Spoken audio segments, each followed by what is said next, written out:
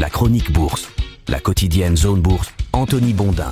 Salut à toutes et à tous, bienvenue dans ce point de marché Zone Bourse. Nous sommes le mardi 9 juin 2026, ça s'appelle ce matin, la tech se remet la tête à l'endroit. Rebond sur les semi-conducteurs à Wall Street, spéculation bancaire en Italie, yo-yo pétrolier au Moyen-Orient, introduction en bourse hors norme. Les marchés ne manquent pas de sujets ce matin, mais l'essentiel pour la séance d'hier, c'était d'éviter l'emballement baissier, et là pour le coup, ça a plutôt fonctionné. Le gros enjeu de la séance de la veille aux États-Unis était donc de tester la capacité du marché à enrayer une baisse qui aura coûté 5% au Nasdaq 100 en 2 séances, et de ce point de vue, la journée fut couronnée de succès puisque l'indice technologique américain a repris 1,6%. Alors bon, c'est sûr que c'est seulement le tiers du chemin, mais ça évite l'effet boule de neige qui peut s'emparer des marchés quand ils sont un petit peu trop nerveux. Ce sont les entreprises des semi-conducteurs qui ont été étriées sur la séance précédente qui ont sonné le réveil, et ça c'est assez logique. Le reste de la cote, lui, il n'a pas vraiment participé, comme en témoigne le gain limité de 0,3% affiché par l'indice S&P 500 et a fortiori la baisse de 0,2% du Dow Jones.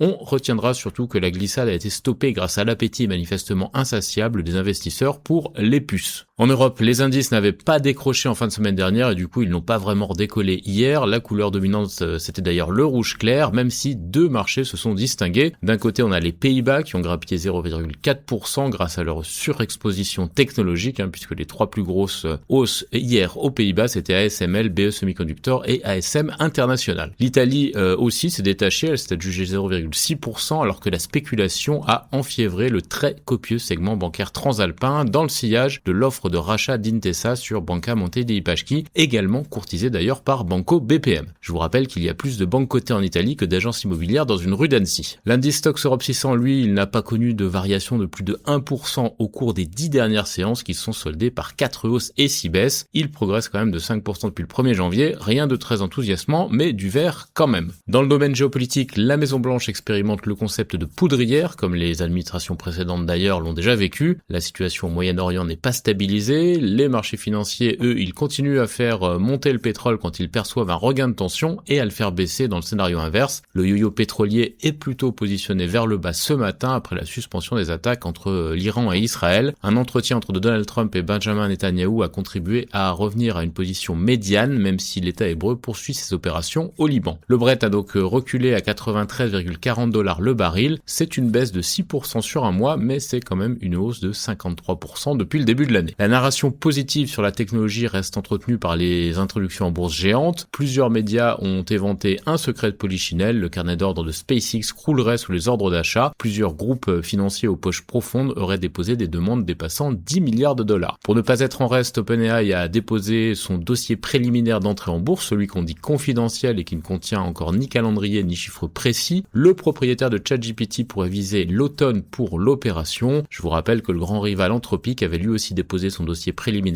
il y a peu, ça sent la guéguerre boursière à venir. La journée de mardi, elle, n'est traversée par aucun indicateur majeur. Les choses vont se jouer plutôt demain avec l'inflation américaine de mai et la décision de la Banque du Canada sur ses taux. Cette nuit, la Chine a toutefois publié des chiffres d'import-export très solides qui ont été dopés par les expéditions aux États-Unis. Ils ont bénéficié d'un effet de base favorable et aussi de l'appel d'air pour les composants liés à l'IA. En Asie-Pacifique, la chute décérébrée de la veille en Corée du Sud est effacée par une hausse absurde ce matin, plus 7,3% pour le Kospi qui avait perdu 8,3% hier. Le Japon gagne 2,2%, Taïwan 2,7%, l'Australie et Hong Kong reculent de 0,2%, l'Inde prend 0,1%. L'Europe semble avoir encore du mal à repasser la marche avant en préouverture. Dans l'actu des entreprises, en commençant par la France, Orange a finalisé le rachat de 100% du capital de sa filiale espagnole.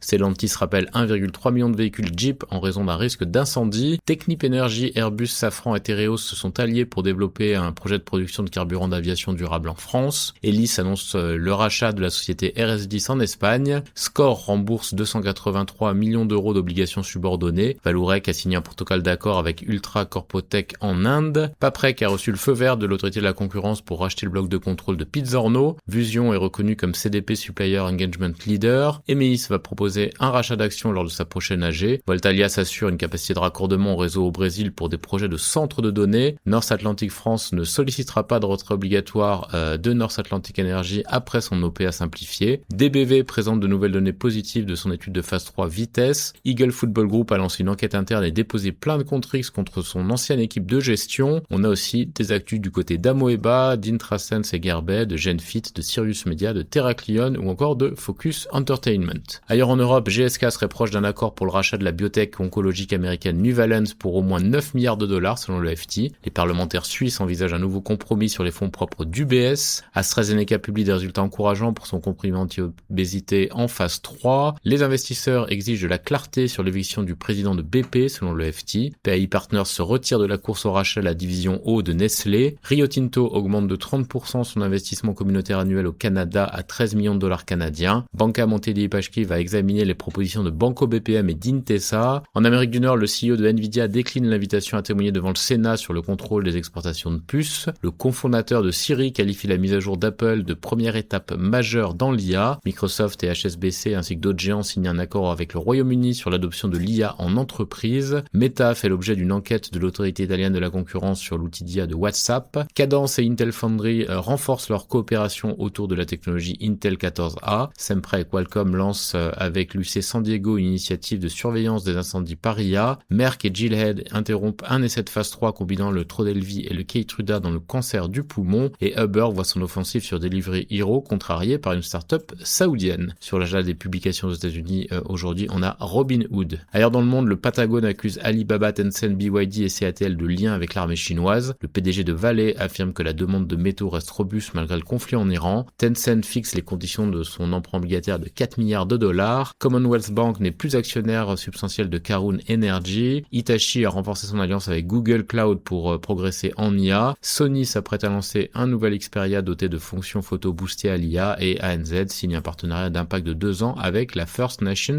Foundation. C'est terminé pour ce point de marché du jour. Excellente journée à toutes et à tous.